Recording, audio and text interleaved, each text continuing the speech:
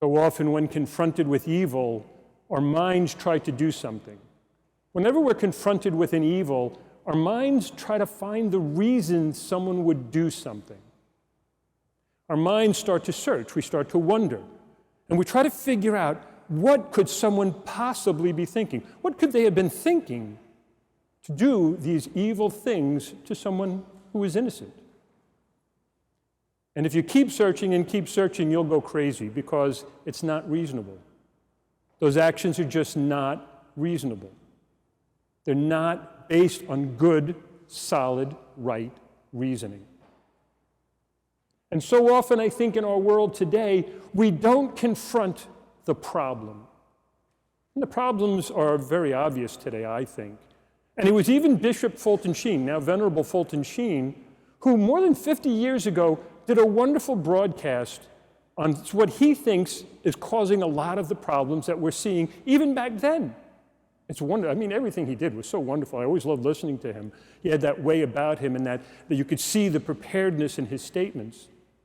And he talked about the fact that more and more people are no longer using the gift of reason, the gift of right reason. And he says you can see it all around society. It's something that's becoming more and more pervasive. And the more we don't use the gift of reason, the more you begin to see culture start to collapse. And I have to say, he was onto something there. And he gives a lot of good examples, but suffice it to say that his point is always taken well. See, during the summer, I decided that I was going to do a series on faith because I think faith is so important.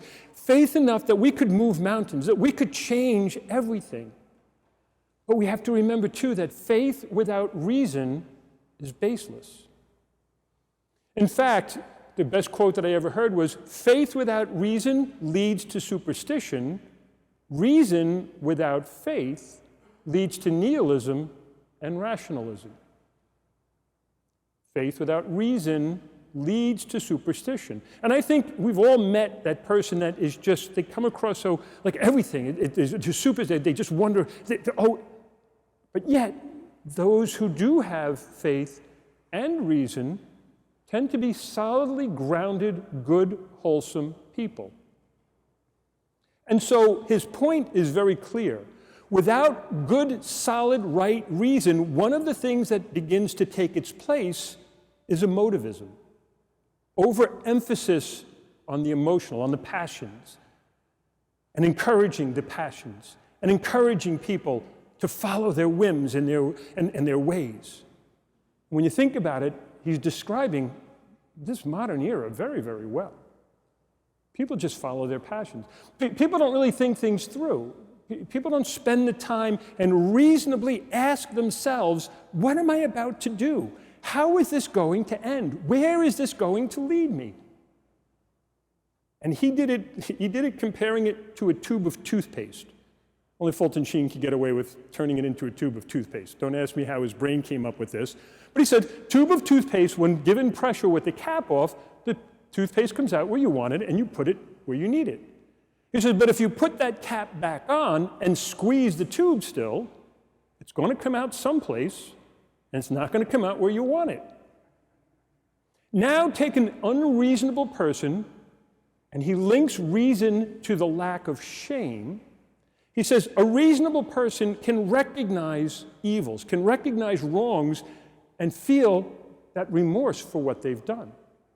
But in a time when people aren't using reason, when they're being encouraged that everything is okay, they go off and they do all of these things, and yet something is still clicking within them that they haven't reached yet through right reason.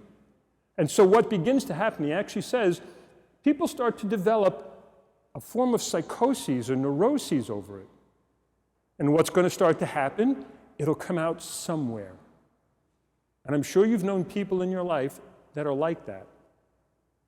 The people in the book of Exodus were highly unreasonable. Did you hear? I mean, here are these people that just had all these great miracles of God. They were delivered from slavery by mighty acts of God. And what's the first thing they do? They turn their back on God and give themselves their own God.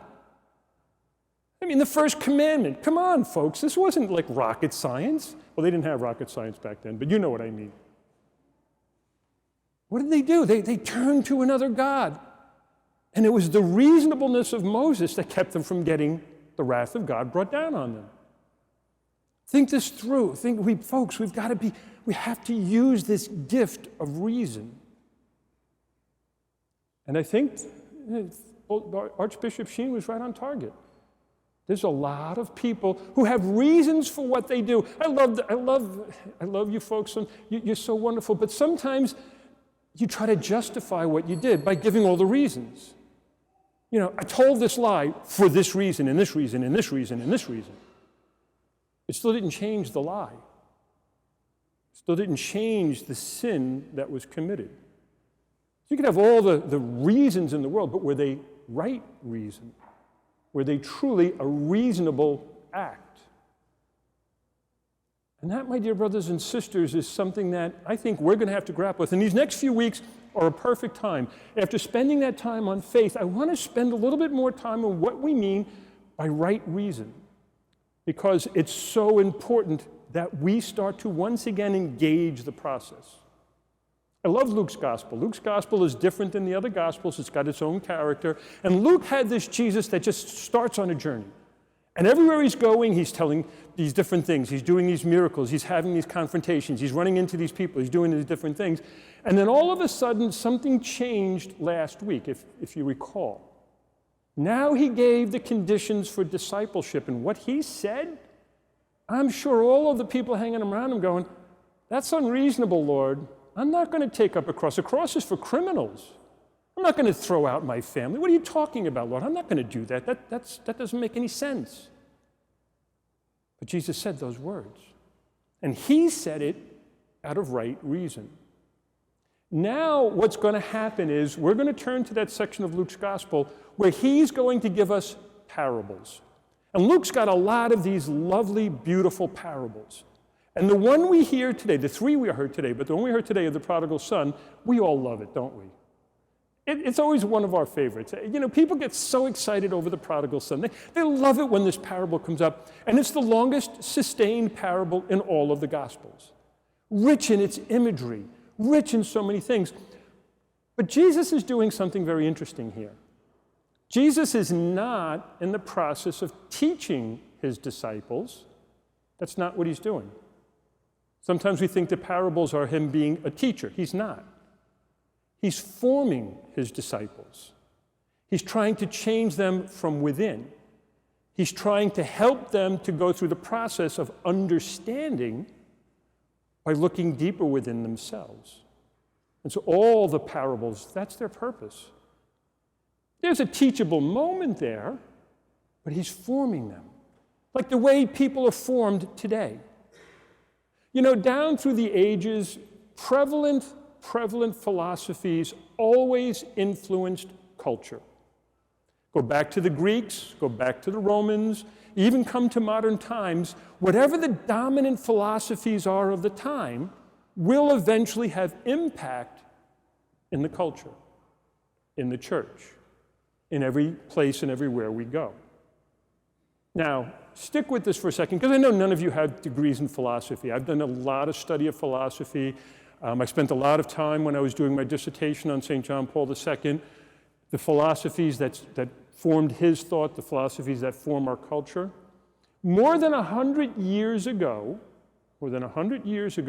a school of philosophy started to develop around what's called secular humanism. And at the basis of their philosophy was what they wanted to have as emotivism, that emotions are important, and they are. The church has always said that. But one of the things one of my spiritual directors said to me that was so spot on target that I repeated over and over again, emotions don't make decisions. Think about it. How many people base a decision on a passion or an emotion? The first son, the younger son. He just, all of a sudden, his passion, I'm just going to go off and live my life. This world, there's nothing about it. I'm just going to go off and do what I want to do. And he went. And he lived his pleasures and his fun and his games. But it wasn't a very good reasoned thought. You don't let your emotions, your passions, they can't make the decisions for you. They can be factors in a decision-making process, but a reasonable person has to use right reason to understand what is the goal, what are you trying to attain, how do you get there, these are now the things you need to do. You do it in your own life all the time, I'm sure. That's a reasonable person. But when these schools of philosophy started to come up, schools of philosophy influence universities, influence educational systems, influence cultures. And so keep in mind that now we are living in a different kind of a culture. Centuries ago, philosophies, for the most part, were to the upper class. They were the ones who would have been exposed to it. Most people that were living in poverty and peasantry, and if something got to them, it wasn't that prevalent. But look at what we have today. Do you know what the most powerful force we have in culture today, in any age? Art. Look at all the great works of art down through the ages. They were influencers. Look at all the great music. I have this conversation with Deanna all the time. She has more power over influencing what you think about Christ than my homilies ever will. Because she's going to play a song, and you're going to sing that in the car ride home, but you're not going to remember most of what I said. So I always tell her, she's got way more power than I do. Art. Look at how art affects people. And look at the music. See, like, ages ago, nobody really had a lot of music. They couldn't listen to music because if you didn't have money to go to listen to the concert, you couldn't go. The place where most people had their music was in church. And that art form forms people the way parables do. It forms people because you can repeat it over and over again. And the power of art. I remember one year I was in a hotel in Europe, and I'm turning on the TV, and like the handful of TV stations in English were so minimal, and I realized our chief cultural export from the United States was MTV. And I mean, I watched a couple of these videos. I couldn't take it anymore. It was just what it was portraying, but it made me ask, but if someone has a steady diet of this, how is their life going to be? And what ends up happening with time is when we're told, don't think about it, don't deal with it, just do it, we start to do it. But that's like putting the cap back on the toothpaste tube and letting the pressure build up. Because deep down inside each and every one of us is a spark somewhere that does appreciate good and evil, right and wrong. There's a spark way down in there that should be driving us to the good, the true, and the beautiful. And when we don't achieve it, when it doesn't happen, it starts to build up. And if we don't get that chance to let it go, it's going to explode. And so many people I meet today, maybe not dysfunctional, they can still function in society, but they're like walking zombies sometimes. They don't know where to go, they don't know what to do. I've had countless numbers of women come to me to ask for some advice, and I sit and I talk with them for a little while. And I hear all the signs, I hear all the different phrases that they use, and at some point sometimes they seem so beat down that I just come right out and I point blank ask, so when did you have the abortion? That's none of your business, Father. Maybe it's not, but when did you have it? Because they knew from the moment that it happened something was wrong, and they weren't allowed to grapple with it. You know what the only institution in the entire world that helps women who have had an abortion recover? The Catholic Church. Why? Because we know even they were victims. In every sin, in every unreasonable act a person does, there is both a victim and a perpetrator. And in that case, they were both. My dear brothers and sisters, we have to own up. I was like the younger son in the parable. I mean, read the parable. What I'd like you to do this week, take that parable and read it 10 times a day. Just keep reading it, and you're going to see every time you go through it, there's something else that's interesting about it. You'll identify with something else in it. You'll see yourself in a different way. And maybe you'll recognize, when I was younger, I was very impulsive like the younger son. And I can tell you right now, there's no way my father would have given me my inheritance if I went in and demanded it at 20. Dad, I'm done, I'm out of here. Give me everything you're supposed to give me. It never happened. Or I could have been like the older son at times where I get so self-righteous that he has to be punished. He has to be brought down. What he did to you deserves because I'm such a good guy. He wasn't a good guy either. They were both very unreasonable. And that's why we needed to have the Father to explain to both of them. This is right reasoning, my son. Love. Care. My son was gone. He's back. We've all had those stories, haven't we? You had someone in your life that suddenly came to the light, saw the error of their ways, and worked to fix it. And the younger son got much more reasonable. Listen, you know what? It might not even be the best reason, but you know what? My father's at least got food that I could be eating. Let me just go back and grovel at his feet. We've all heard stories. We've probably even known people like that. But how many parents I've known whose heart breaks when they do have a child that follows their passions, that follows their whims, that goes off and does all these dissolute things. And I watch a parent's heart broken, but very much like the father in the story, that broken heart is only just saying, please come back to me. Just please come back. And when they do, it's a joyful moment, not an angry moment. I think a right reasoned person doesn't have to rely on anger to fix the problems.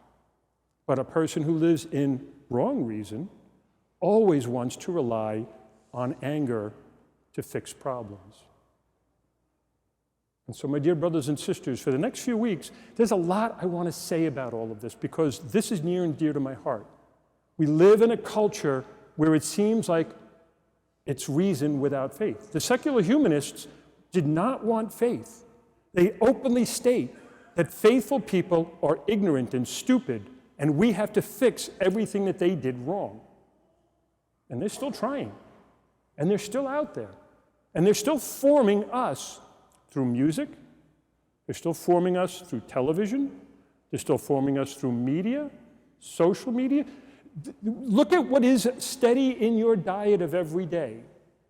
Because when I was in college, I came up with my own little axiom. We become a function of our environment. What I surround myself with all day will impact me.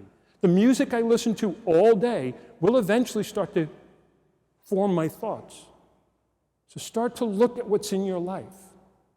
And for this week, I want to close on silence.